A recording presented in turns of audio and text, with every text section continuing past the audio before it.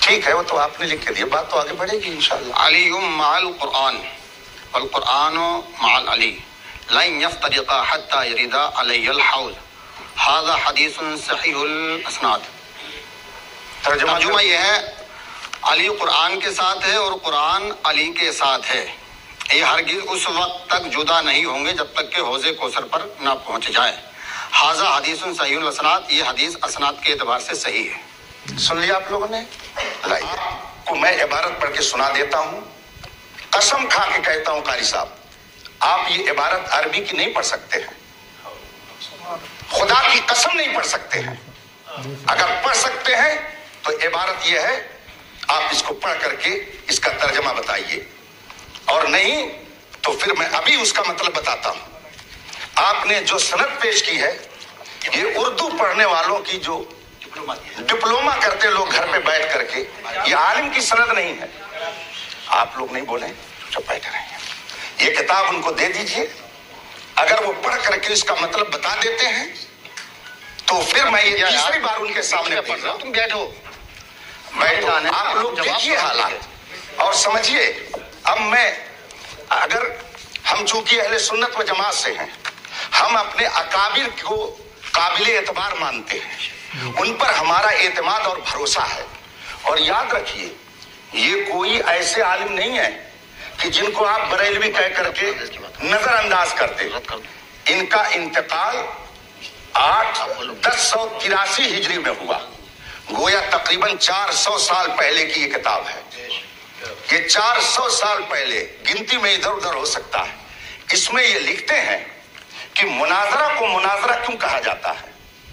اس کی وجہ یہ بیان کرتے ہیں کہ اس میں اس بات کی طرف اشارہ ہے.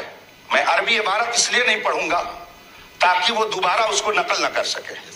ترجمہ پڑھ رہا ہوں، عبارت وہ پڑھ دے، پوری مجلس پر ان کا احسان ہوگا، پوری مجلس پر ان کا احسان ہوگا. ينبغي ان يكون المناظران. اب آگے میں نے اس لیے اتنی پڑھ دی کہ آپ لوگوں کو یہیں سے پڑھ کر کے وہ سنائیں گے، جس میں لکھا ہوا ہے دونوں مناظر کے لیے یہ ہونا چاہیے کہ وہ ہم پلہ ہوں، ان میں سے کوئی بہت بلند نہ ہو اور کوئی بہت نیچا نہ ہو، ورنہ گفتگو نہیں ہوگی بلکہ آپس میں جھگڑا ہو سکتا ہے. اور جب علماء رہیں گے تو وہ اپنے درجے کا لحاظ کریں گے، وہ اپنی گفتگو میں بھی عامی الفاظ اور بازاری لب و لہجہ اختیار نہیں کریں گے. اس لیے انہوں نے یہ شرط رکھی ہے. اور یہ کتاب جو میرے ہاتھ میں ہے، رشیدیہ، اور پھر اس کے مصنف کی تاریخ وفات 1083 ہجری ہے، یہ 1446 ہجری چل رہا ہے. آپ لوگ گن لیجئے کہ کتنے سال ہو گئے. اعلیٰ حضرت اس وقت پیدا بھی نہیں ہوئے تھے. یہ اس وقت کی کتاب ہے. اگر اتنے قدیم علماء کی کتابیں بھی معتبر نہیں تو پھر دین کا دفتر آپ کہاں سے لے کے آئیں گے؟ کن کی باتیں معتبر ہوں گی؟ اس لیے میں نے کہا، اور انہوں نے اپنی طرف سے نہیں لکھا، یہ بہت بڑے عالم تھے اس زمانے کے، تو انہوں نے جو کچھ لکھا کتاب و سنت کی روشنی میں لکھا ہے. قرآن سے میں نے آیت کریمہ پیش کی کہ جاہل سے بحث کرنا یہ علماء کا کام نہیں ہے. اس کا مطلب ہے کہ بحث و مباحثہ کرنے کے لیے اگر آپ عالم ہیں تو سامنے والا بھی عالم ہونا چاہیے. اور عالم کے بارے میں ہم کیسے جانیں گے؟ اس کے جاننے کا ایک طریقہ اس کی سند ہے. جیسے ابھی ہم نے آپ کے بارے میں جانا کہ آپ نے صرف اردو میں ڈپلوما کیا، تو یہ ہم نے کیسے جانا؟ کیسے اس کو جانا؟ آپ نے اگر یہ نہ دکھایا ہوتا تو ہم نہیں جانتے. اس کا مطلب یہ ہے کہ جو دوسری جماعت کے عربی مدارس میں پڑھنے والے طلبہ سند حاصل کرتے ہیں، آپ نے وہ سند حاصل کی. میں الحمدللہ تقریباً 2.5 درجن کتابوں کا رائٹر ہوں. ہزاروں شاگرد میرے پڑھائے ہوئے شیخ الحدیث، مفتی اور مبلغ اور دنیا بھر میں وہ دین کی تبلیغ میں لگے ہوئے ہیں. मैं अपना वक्त ऐसे लोगों पर जाय थोड़ी करूंगा। मैं अभी इन हजरात की दावत पर इसलिए आया कि कुछ हजरात ये कहते हैं कि सुन्नी उलमा के पास कोई मुनाजरा करने वाला नहीं है, वरना मैं परसों से बेदार हूं और अभी सफर करके मुझे एक बड़े दारुल उलूम में जाना है, अल जामिअतुल इस्लामिया रोनाही में रात में खिताब करना है यूपी के अंदर।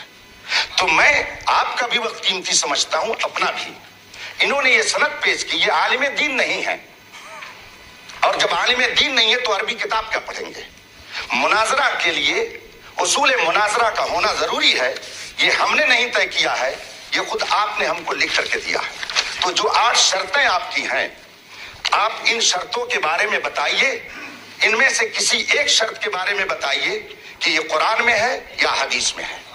अगर नहीं है तो आपने ये 8 शर्तें लिख करके हमारे पास भेज करके गोया कुरान की भी मुखालफत की और हदीस की भी मुखालफत की, और फिर आपने ये सनद पेश की। आपने मुझसे कहा जब हुजूर के जमाने में सनद नहीं थी तो मांगते क्यों हैं, तो आपने एक यूनिवर्सिटी से जाके क्यों मांगा? आपने भी तो रसूल पाक के अक़वाल की मुखालफत की। हम दारुल उलूमों में जा करके रसूल पाक का इल्म जहां पढ़ाया जाता है वहां भीख मांगते हैं, और आप कहीं और जाकर के भीख मांगते हैं। फर्क यह है इल्म में, हम इल्म मुस्तफा हासिल करते हैं दारुल उलूमों में जहां पे वाकई रसूल पाक का इल्म पढ़ाया जाता है, और आप जाकर के यूनिवर्सिटी से सिर्फ सनद लेते हैं। इसका मतलब है कि आप अभी फन मुनाजरा के उसूल से आगाह नहीं हैं।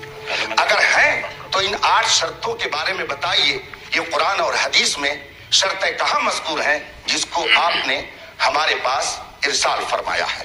मैं अपनी गुफ्तगू को खत्म करता हूं और ये किताब फिर मैं भेजवाता हूं, उनसे कहिए इबारत पढ़ करके बताए ये शर्त है कि नहीं, और ये किताब मोतबर है या नहीं, और इस किताब के मुसन्निफ को ये मोतबर मानते हैं कि नहीं। अगर मानते हैं तो उसके बारे में बताएं, और नहीं मानते हैं तो क्यों, उसकी भी वजह बताते हैं। किताब हाजिर कीजिए शफीक साहब, फिर ले जाइए आप। मुझे सनद लाइए, किताब नहीं। आप किताब क्यों बार बार हमारी मर्जी के बगैर नहीं ला सकते? सनद भी ले जाइए।